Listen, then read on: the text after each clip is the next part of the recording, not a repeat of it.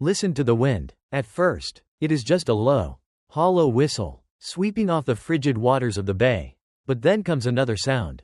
A sound that shouldn't exist. It is a deep, agonizing groan, the screech of stressed metal. Bending in ways metal was never meant to bend.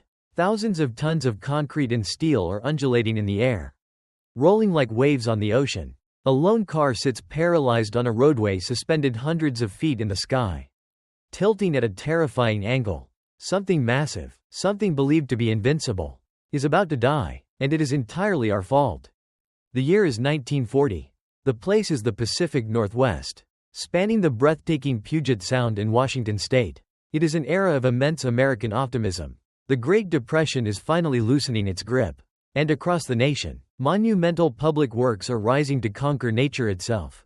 Among them is the crown jewel of the region, the newly opened Tacoma Narrows Bridge, stretching over half a mile across the churning waters. It is a marvel of modern engineering. To the public eye, everything is perfect. The bridge is sleek, elegant, and seemingly defies gravity. Commuters marvel at its slender profile as they drive between Tacoma and the Kitsap Peninsula. It stands as a testament to human ingenuity, a gleaming ribbon of steel fully under our control. But beneath this beautiful facade lies a fatal flaw, a mathematical illusion born in a drafting room miles away. To understand the disaster, we must look at the men who drew the blueprints, specifically a renowned consulting engineer named Leon Moisseiff. The original plan for the bridge, proposed by engineer Clark Eldridge, was a traditional, heavy-duty suspension bridge. It called for 25-foot-high steel trusses beneath the roadway, a massive, rigid skeleton designed to fight the wind.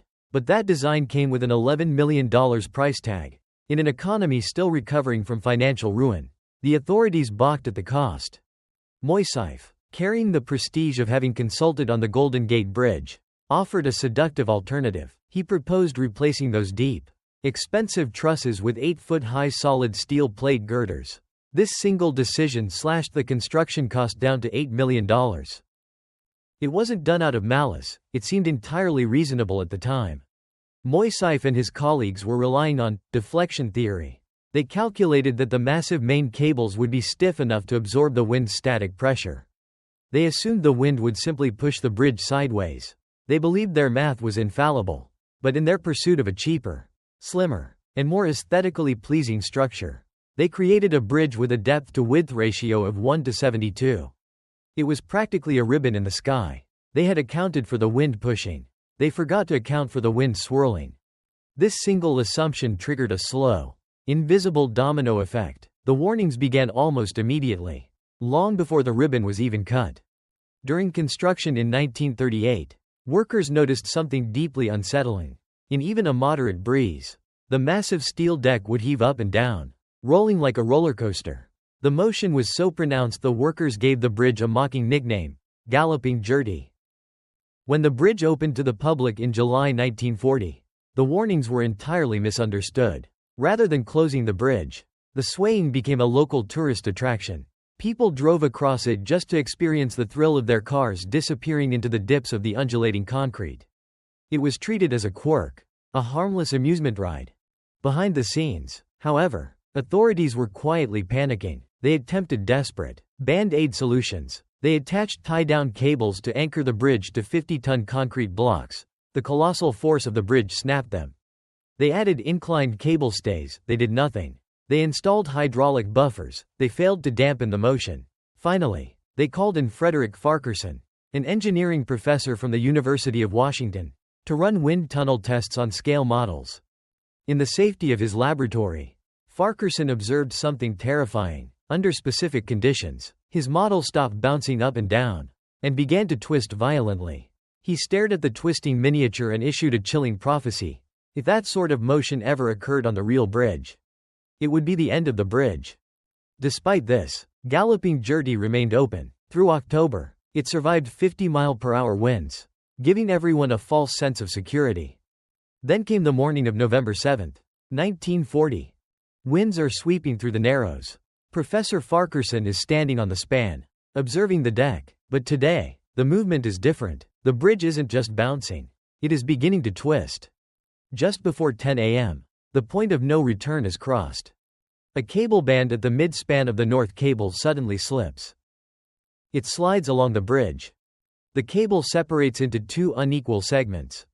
The rhythmic, vertical bounce stops. The violent, torsional twisting begins. The solid 8-foot plate girders act like a sail. The wind strikes the side, separates, and forms a vortex, a swirling pocket of air that lifts the deck. Because the bridge is made of elastic steel, it twists. As it naturally tries to snap back into place, it moves perfectly in sync with the next gust of wind.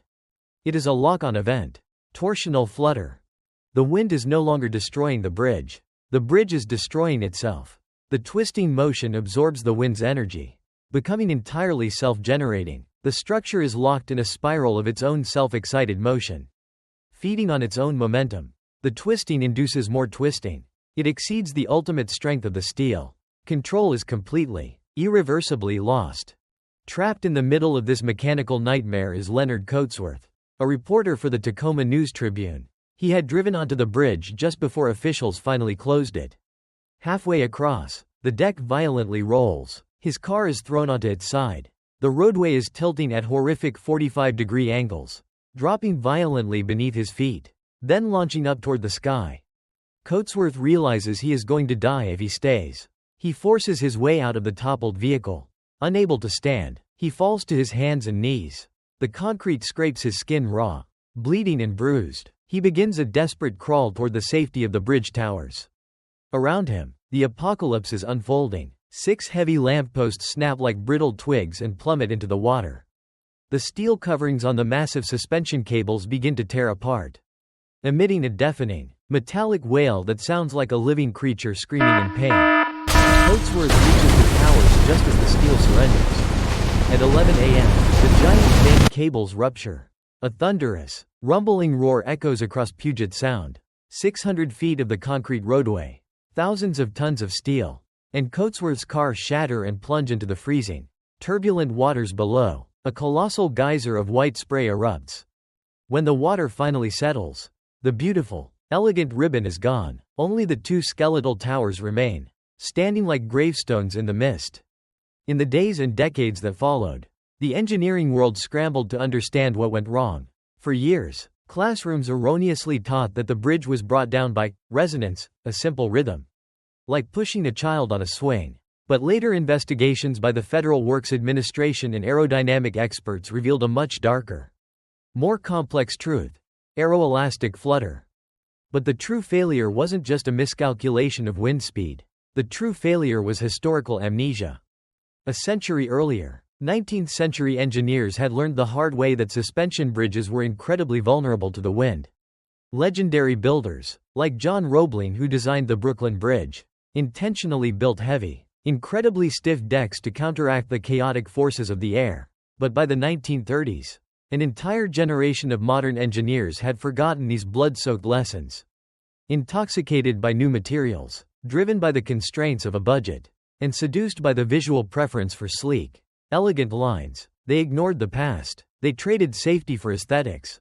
They assumed that because they were modern, the old rules of nature no longer applied to them. Today, the rusted skeleton of galloping Jersey remains at the bottom of Puget Sound, serving as an artificial reef. A new bridge, heavily fortified with the deep trusses and wind grates that should have been there all along, stands in its place. It stands as a permanent monument to a harsh, unforgiving truth. We may design the future, but whenever we forget the hard-learned lessons of the past, nature will always be there to violently remind us.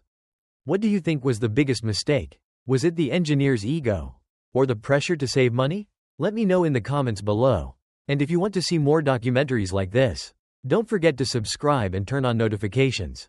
Until next time.